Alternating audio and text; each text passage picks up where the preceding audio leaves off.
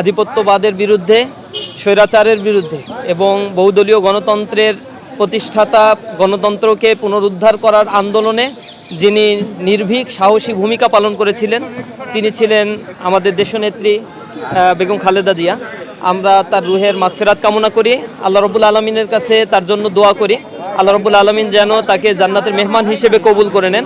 পাশাপাশি আমরা এখানে দেখা করেছি বিএনপির ভারপ্রাপ্ত চেয়ারম্যান জনাব তারেক রহমানের সাথে, তার সাথে বিভিন্ন বিষয়ে, দেশের সামগ্রিক বিষয়ে, ছাত্র রাজনীতির বিষয়গুলো নিয়ে আমরা আলোচনা করেছি।